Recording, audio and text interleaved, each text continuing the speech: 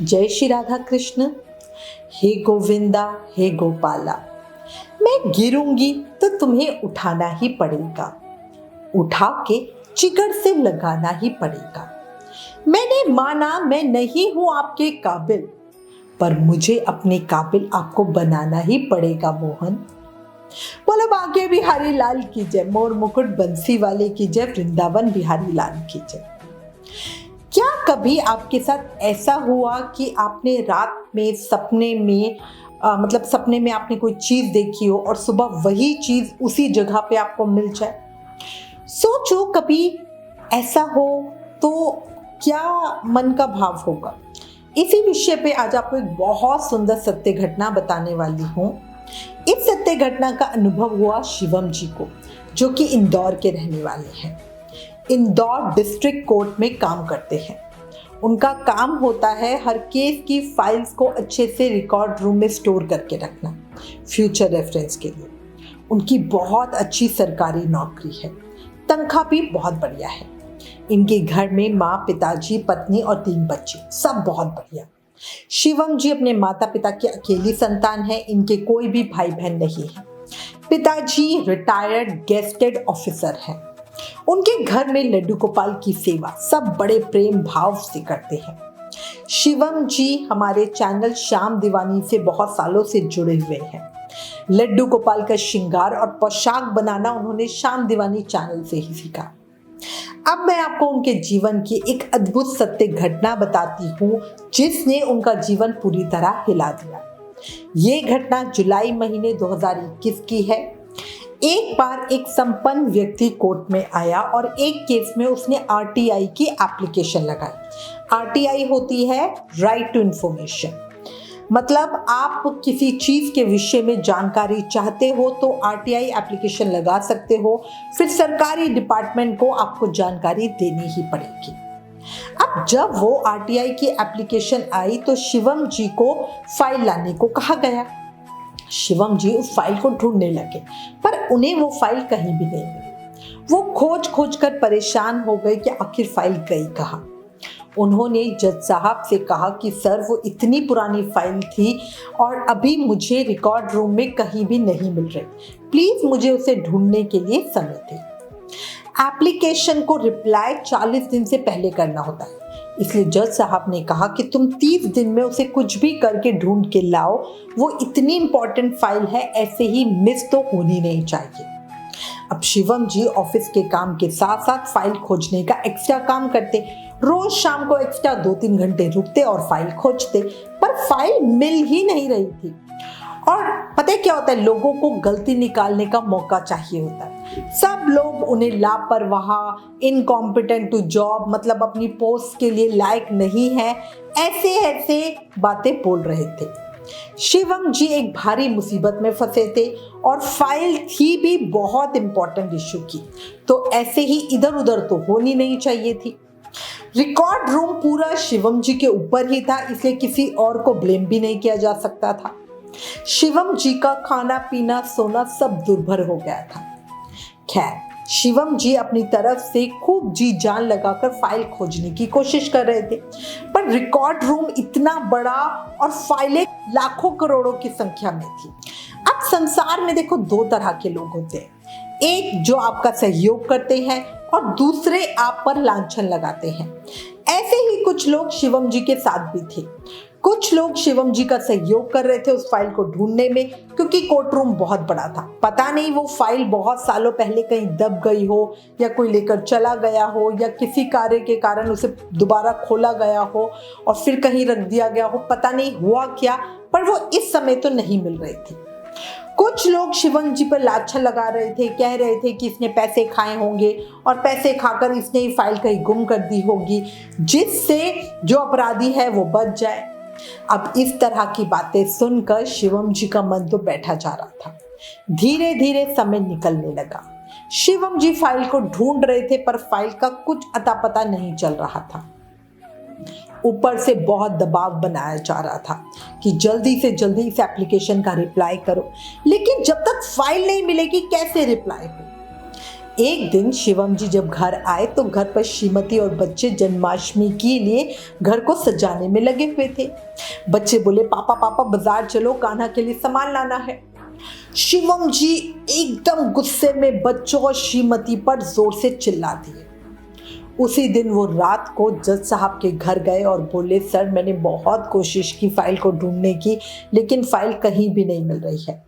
तो जज साहब बोले कि तुम्हें पता है इसका रिजल्ट क्या होगा, तुम्हें सजा मिल सकती है, तुम्हें नौकरी से निकाला जा सकता है। तुम बताओ तुम्हें क्या मंजूर, क्या है, क्या करना चाहिए।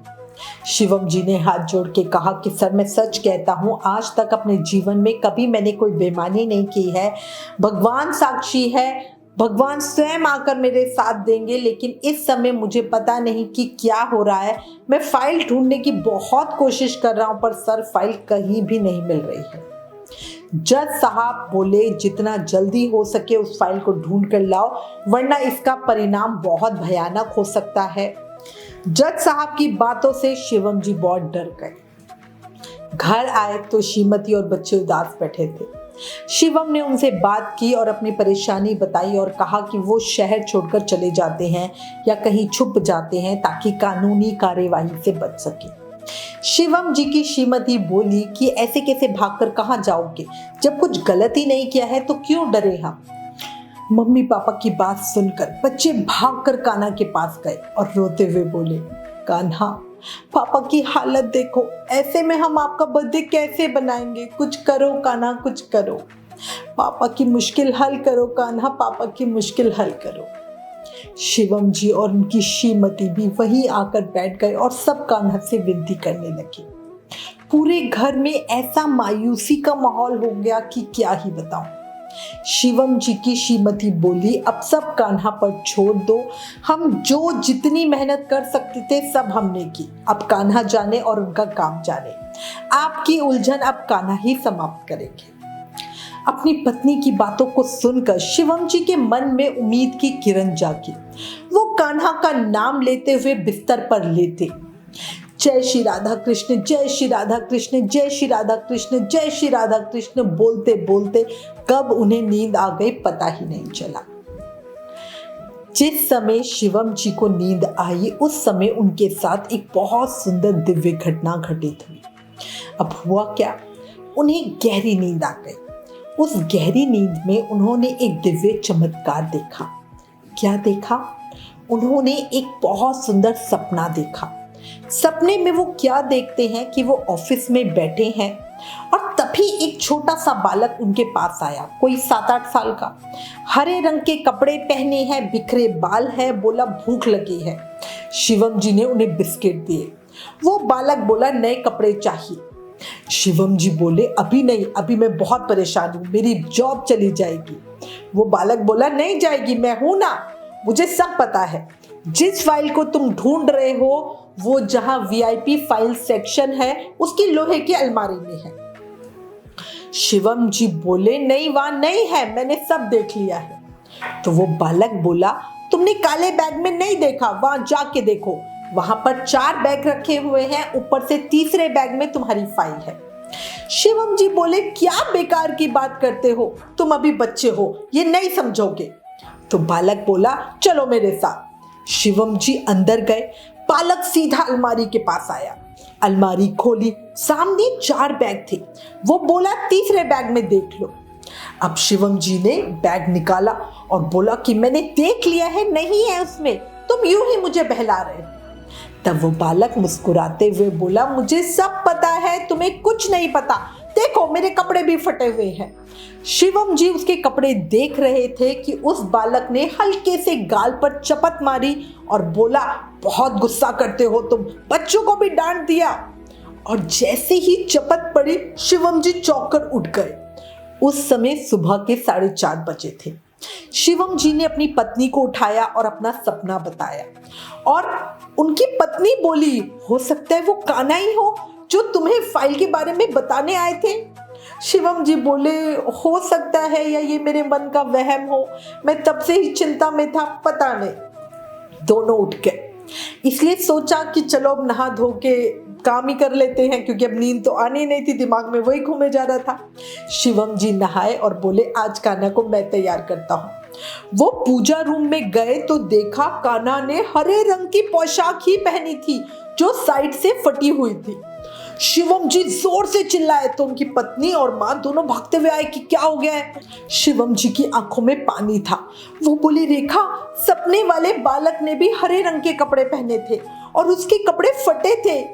तो उसकी पत्नी बोली पर ये फट कैसी गई पोशाक। शिवम जी बोले इन्हें नए कपड़े जो चाहिए थे। माँ को जब सपना बताया तो माँ बोली तूने उसे पहचाना नहीं, वो छोटा बालक कोई और नहीं, साक्षात भगवान श्री कृष्ण ही थे। अब तू जल्दी से उनकी आज्ञा अनुसार कोर्ट में जा, आज तेरा काम हो ही जाएगा। अब कोर्ट रूम खुलता है सुबह 10 बजे और उस समय बजे थे सुबह के 6। अब भाई इंतजार तो करना ही था। ऐसे तैसे समय काटा, क्योंकि देखो जब हम किसी चीज का इंतजार करते हैं तो वो समय बहुत लंबा लगता है ना। धीरे धीरे समय बीता। शिवम जी इंतजार कर रहे थे। कोर्ट रूम खुला और वो अंदर गए। वो कोर्ट रूम में उसी जगह पर पहुंचे जहां पे फाइल के लिए बताया गया था और बिल्कुल वही लोहे की अलमारी में 3 नंबर के बैग में फाइल मिल गई।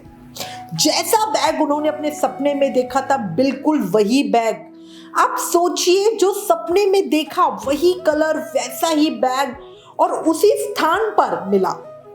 मतलब शिवम जी के हालात मैं आपको बता नहीं सकती हूँ। उन्होंने खींच कर बैग को बाहर निकाला। उस बैग पे बहुत मिट्टी लगी हुई थी। मिट्टी हटाकर उन्होंने बैग से जितनी सारी फाइलें थी सबको बाहर निकाला और जब फाइलें बाहर निकाली तो वो देखकर हैरान रह गए। उन्हीं फाइलों के अंदर उन्हें वो वाली फाइल मिल गई जो उन्हें चाहिए थी। शिवम जी ने जल्दी से उस फाइल को निकाला और भागते हुए जज साहब के रूम में पहुंचे। जज साहब फाइल मिल गई। जज साहब ने जब फाइल देखी तो वो हैरान रह गए। पूछने लगा कहाँ मिली, कैसे मिली। तब उन्होंने कहा कि मैं कोर्ट रूम में खोज रहा था लेकिन कहीं नहीं मिल रही थी, लेकिन अब इस समय जब मैंने दोबारा से मेहनत करके कोशिश की तो मुझे मिल ही गई।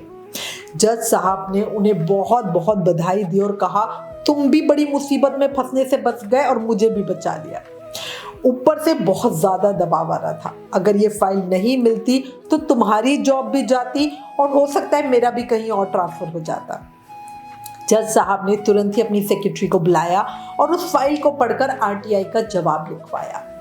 शिवम जी ऑफिस से सीधा घर के लिए निकल गए। रास्ते में सोचने लगे मैंने बच्चों को गुस्सा किया था, इसीलिए कान्हा ने मुझे मुंह पर चपत लगाई। बच्चे कान्हा के लिए नई पोशाक लेने को कह रहे थे और मैं उन पर इतना चिल्लाया। शिवम जी घर आए तो उनकी पत्नी और माँ ने पूछा क्या हुआ, क्योंकि उन्हें जल्दी आया देखकर एक बार तो दोनों डर गई थी कि कहीं उन्हें नौकरी से ही तो नहीं निकाल दिया है। शिवम जी बोले मुझे नौकरी से नहीं निकाला गया, वो फाइल मिल गई है। पर आज अपने कान्हा की इतनी कृपा देखकर अब मेरा मन कर रहा है कि मैं खुद से नौकरी छोड़कर ठाकुर की सेवा में ही लग जाऊं, जिन्होंने मुझे सपने में दर्शन देके फाइल के बारे में बताया, मेरा इतना ध्यान रखा। और माँ मैं तुम्हें क्या बताऊं, वो फाइल उसी जगह पे बिल्कुल वैसी ही थी जैसा मुझे ठाकुर ने बताया था। शिवम जी का मन और उस समय उनके भाव, उनका जो फीलिंग थी वो मैं शब्दों में कह नहीं सकती। शिवम जी को बस ऐसा लग रहा था कि कान्हा ने उन्हें अपनी शरण में ले लिया है और उनका जीवन सफल कर दिया है। और मतलब कितना बड़ा लांछन उनके ऊपर लग सकता था, क्या क्या चीज़ें हो सकती थी, उन सब से सिर्फ कान्हा ने अपनी कृपा से उनको बचा लिया, है ना। शिवम जी की माँ बोली बेटा तू भाग्यवान है जो कान्हा ने साक्षात तुझे दर्शन देके तेरी उलझन को खत्म किया, पर तू नौकरी पे रहता हुआ भी भक्ति सेवा कर सकता है। शिवम बोले तुम सही कह रही हो माँ, बच्चे कहाँ हैं, जल्दी बुलाओ, कान्हा के लिए सामान लेने बाजार जाना है। कान्हा का जन्म उत्सव बहुत धूम से बनाना है हमें, और इसके बाद मैं बता नहीं सकती कि वो जो उत्सव था वो उनकी जिंदगी का सबसे बड़ा और बहुत ही ज्यादा आनंद वाला उत्सव था। एक जयकारा बोला भक्त और भगवान की जय, मोर मुकुट बंसी वाले की जय। शिवम जी की तरह मुझे भी बहुत बार ऐसे अनुभव हुए हैं जहां मेरे जान अटकी हुई थी और बस जैसे कान्हा की चुटकी बजाते ही सारी परेशानी अपने आप ही हल हो गई। इसीलिए हमेशा कहती हूँ कान्हा पे विश्वास रखो, चीजें अपने आप होती चली जाती है ना। कान्हा के श्री चरणों में 2 लाइनें। मेरे मोहन, दुनिया की भीड़ में सहारा तुम ही हो, मेरी कश्ती है बीच भंवर में किनारा तुम ही हो, थक कर रुक जाते हैं जब जब कदम, हौसला जो देता है मुझे वो इशारा तुम ही हो। बोला बांके बिहारी लाल की जय, मोर मुकुट बंसी वाले की जय, वृंदावन बिहारी लाल की जय। अगर भक्त के इस अनुभव ने दिल को छुआ, आंखें नम हुई, तो प्लीज इस वीडियो को ज्यादा से ज्यादा शेयर करें। Please like, share and subscribe. Thank you. जय श्री राधा कृष्ण।